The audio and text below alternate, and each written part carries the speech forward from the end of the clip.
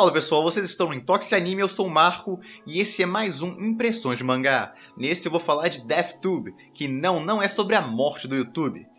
Que piadinha ruim. Bom, de qualquer forma, a obra começa bem violenta já. É uma obra que mostra que veio desde o começo. Coincidentemente, eu também comentei no vídeo anterior de comentários sobre mangás. Eu também falei de um mangá bem violento, que é Goblin Slayer, que no caso é uma fantasia medieval com cenas bem chocantes. Mas é porque ele não tenta esconder as cenas. Acontece aquele negócio todo, aquelas cenas mais traumáticas, e ele mostra elas de relance e tal, ele não esconde o que aconteceu.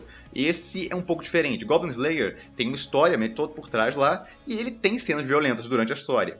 Esse é um pouco diferente. A história parece ser focada em ter cenas violentas. O autor quer te impactar em quase todo capítulo. É um negócio que fica até cansativo de vez em quando, porque você já começa a ficar esperando qual a próxima cena impactante que o autor vai te mostrar. Ele quase todo capítulo arma uma situação lá pra ter uma cena pesada. Pode ser uma cena de gore, pode ser uma cena de sexo, pode ser uma cena, por exemplo, de estupro. Tem muito estupro nessa obra, então quem fica incomodado com isso, eu não recomendo dar uma olhada nela. Ou pode ser uma cena da quebra psicológica de algum personagem ou coisa parecida. Tem muitas formas diferentes de causar impacto, e o autor tenta praticamente todas elas. Tem bastante twist também. De qualquer forma, a história começa com o protagonista, que é do clube de cinema, sendo desafiado por uma aluna a filmar ela por um dia inteiro. Ele tem que ficar filmando ela durante a noite, quando ela vai no banheiro, em tudo que é momento. Ele começa meio relutante com o negócio, mas acaba aceitando. Só que o que acontece no final das horas da filmagem ele não esperava. A partir daquele momento a obra já mostra bem a que veio. É uma obra super violenta, a protagonista é totalmente psicótica, quem sente falta da Yuno de Mirai Nikki vai gostar dela, é bem louca igual a Yuno,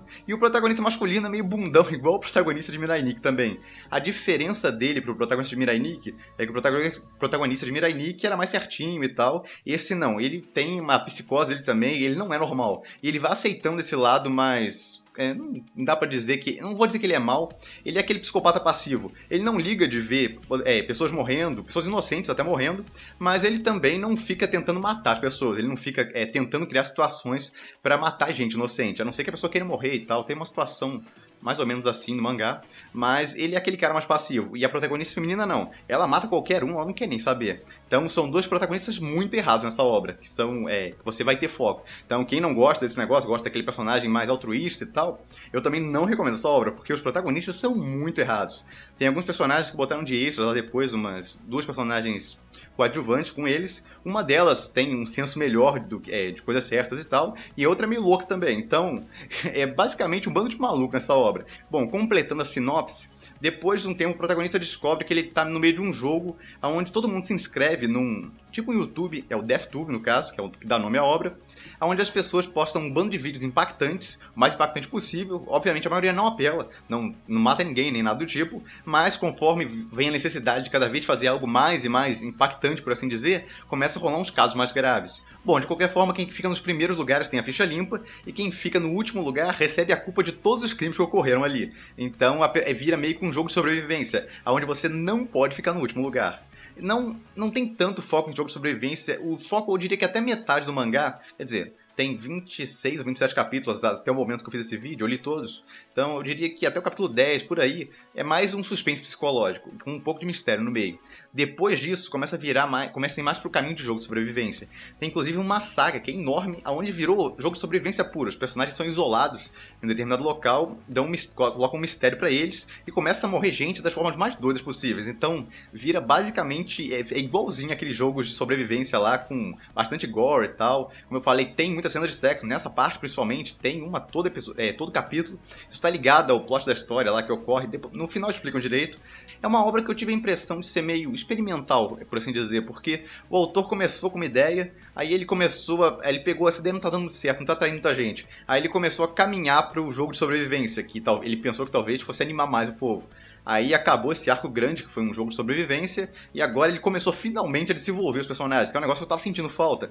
Porque não adianta ele pegar e ficar botando um bando de cena chocante todo episódio e tal, mesmo que a pessoa goste de cena chocante, você começa a ficar meio, não vou dizer enjoado delas, mas você começa a ficar muito previsível o enredo.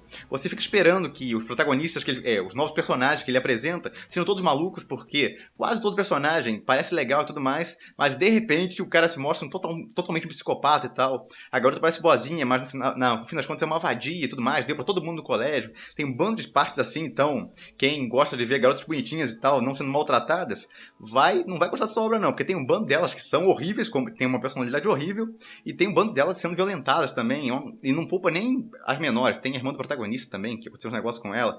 Então, é uma obra que não poupa ninguém, no caso. Então, quem tem problema, repetindo, quem tem problema com esse tipo de coisa, não dá uma olhada nesse mangá.